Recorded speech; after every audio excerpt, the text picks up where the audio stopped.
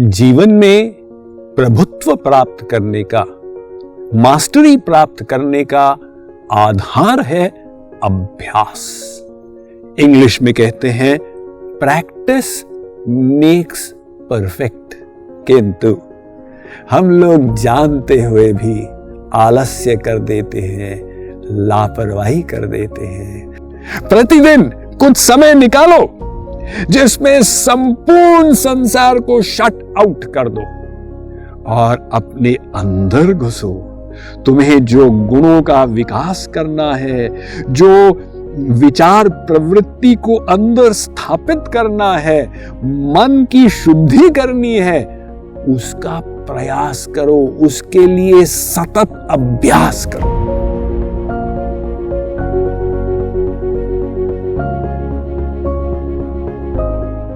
एक social researcher हुआ है के एंडर्स एरिक्सन। उसने एक बहुत महत्वपूर्ण खोज की है जिसको अपनी किताब में उसने व्यक्त किया, the role of deliberate practice in the acquisition of elite performance. और जो श्री कृष्ण भगवद गीता में 5000 साल पहले कही, बस उसी की पुष्टि कर रहा। उसने ये जानने का प्रयत्न किया कि जो लोग विश्व स्तर पर परफॉर्म करने लग जाते हैं किसी भी क्षेत्र में, चाहे संगीत हो, चाहे खेल कूद हो, इत्यादि इत्यादि, तो वो उस योग्यता को प्राप्त कैसे करते हैं। तो उसने वायलिन क्षेत्र में पहले स्टडी किया और पाया कि अमेरिका में मिलियंस ऑफ बच्चे वायलिन सीखना प्रारंभ करते हैं 6 साल की आयु में। अब वो एक सप्ताह में 3 घंटा वायलिन बजाते हैं। तो लगभग जब 10 वर्ष की आयु के होते हैं, कुछ बच्चे एक सप्ताह में 10-12 घंटे का अभ्यास करने लग जाते, और 15 वर्ष की आयु में कुछ बच्चे एक सप्ताह में 25-30 घंटे अभ्यास करने लग जाते हैं, एवं 17-18 वर्ष की आयु में 60-70 घंटे तक भी अभ्यास करते हैं। तो उसने पाया कि जो सर्वाधिक अभ्यास किए वो विश्व स्तरीय वायलिन प्लेयर बन गए। तो उसने एक रूल की स्थापना की, 10,000 आवर रूल, कि ये सब विश्वविख्यात लोग 20 साल की आयु तक 10,000 घंटों का अभ्यास अपने कार्य क्षेत्र में कर दिए थे। ये उनकी योग्यता का आधार था। जिनका अभ्यास और कम था वो स्कूल में वायलिन टीचर्स बने, और जिनका उससे भी कम था वो हॉबी के रूप में वायलिन बजाते रहे। तो श्री कृष्ण से अर्जुन ने पूछा था कि महाराज, ये मन बड़ा चंचल है, इस पर हम विजय कैसे प्राप्त करेंगे? मुझे तो लगता है वायु को कंट्रोल करने से भी कठिन है। श्री कृष्ण ने अर्जुन की समस्या को गलत नहीं कहा, वरन कहा, असंशयम महाबाहो मनो दुर्निग्रहम चलम अभ्यासेन तु कौन्तेय वैराग्येन च गृह्यते। अर्जुन, ये बात सही है, लेकिन अभ्यास, प्रैक्टिस प्रैक्टिस प्रैक्टिस से ही व्यक्ति मास्टर बनता है। ये क्रम होता है। पहले कोई कार्य हम करते हैं पूरे मनोयोग से, लेकिन निपुणता नहीं आती।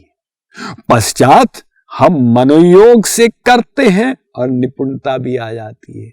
उसके पश्चात ये अवस्था आती है, हम बेमनी से भी करें तो भी निपुणता रहती है।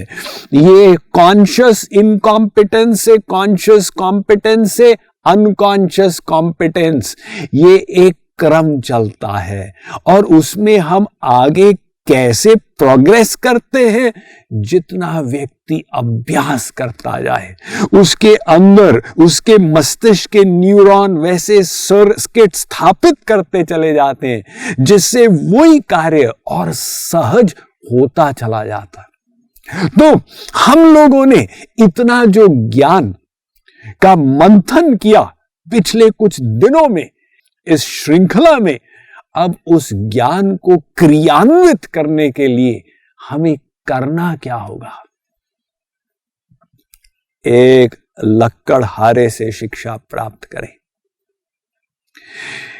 एक वन में मालिक ने लक्कड़हारे को नौकरी में लगाया हुआ था।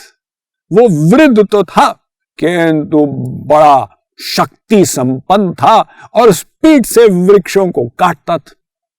अब प्रोडक्शन को बढ़ाने की आवश्यकता थी, तो मालिक ने एक युवा लक्कड़हारे को लगाया। युवक वो प्रयत्न तो करता था, लेकिन वृद्ध लक्कड़हारे की आधी स्पीड में वो वृक्षों को काट पाता था। तो अब उसको तनख्वाह भी कमती मिलती थी। तो गया मालिक के पास कि देखिए, आप अन्याय कर रहे हैं, उसको तो आप इतना देते हैं और मुझे आधी तनख्वाह देते हैं। आप मेरी तनख्वाह बढ़ा दीजिए, नया नया विवाह हुआ है, बहुत आवश्यकता है, घर में गरीबी भी है। तो मालिक ने कहा, भाई देखो, हम यहां पर एक धर्मार्थ संस्था, चैरिटेबल ऑर्गेनाइजेशन नहीं चला रहे, हम तो प्रॉफिट चाहते हैं। तुम अपने आउटपुट को बढ़ाओ, हम तुम्हारी सैलरी बढ़ा देंगे। उसने कहा ठीक है। अब वो गया और शक्ति से वृक्षों को काटने का प्रयत्न करे, किंतु जितनी भी मेहनत करे उस स्पीड को न पकड़ पाए जिस स्पीड से बूढ़ा लक्कड़हारा काट रहा था। तो वापस आया और कहा मालिक से कि मैं उस स्पीड से क्यों नहीं काट पाता हूं। मालिक ने कहा, दूसरे से जाके पूछो ना। तो वृद्ध लक्कड़हारे के पास पहुंचा और कहा, भैया आप जरा अपना रहस्य मुझे बताइए, आप इतनी स्पीड से वृक्षों को कैसे काटते हैं? उस वृद्ध ने कहा, मैं 1 घंटा लगाता हूं एक वृक्ष को काटने में, उसके पश्चात कुल्हाड़ी को 5 मिनट के लिए तीखा कर देता हूं। इसको इंग्लिश में कहते हैं शार्पन द सॉ। तो तुम क्या अपनी कुल्हाड़ी को तीखा करते हो बीच में? नहीं, ये तो मैं नहीं करता। तो फिर तुम्हारी एफिशिएंसी ये नीचे है, तुम प्रयास ज्यादा कर रहे हो और प्रोडक्शन आउटपुट कमती हो रहा है। तो हमारा प्रयास की एफिशिएंसी कैसे बढ़े, इसके लिए हमें अपनी कुल्हाड़ी को बीच बीच में तीखा करना होगा। कहने का मतलब क्या? मतलब आप दिन भर अपने नौकरी इत्यादि में काम तो करते हैं, किंतु क्या कुछ समय निकालते हैं व्यक्तिगत साधना के लिए? बस वो समय अगर आप निकालें तो आपके दिन भर की इफेक्टिविटी बढ़ जाए। इसीलिए भगवत गीता ने कहा, विविक्त सेवी लघ्वाशी, अरे मनुष्यों एकांत में साधना करो। प्रतिदिन कुछ समय निकालो जिसमें संपूर्ण संसार को शट आउट कर दो और अपने अंदर घुसो। तुम्हें जो गुणों का विकास करना है, जो विचार प्रवृत्ति को अंदर स्थापित करना है, मन की शुद्धि करनी है, उसका प्रयास करो, उसके लिए सतत अभ्यास करो। तो प्रैक्टिस मेक्स परफेक्ट। वो 1 घंटा जो आप अपने एकांत में इसकी साधना में लगाएंगे, उसका लाभ आप दिन भर पाएंगे। किंतु हम लोग जानते हुए भी आलस्य कर देते हैं, लापरवाही कर देते हैं। अतः हमें अब समझना होगा कि हम अपने आत्म अनुशासन को, अपने विल पावर को कैसे बढ़ाएं, और इसके बारे में अब हम आगे विचार करेंगे।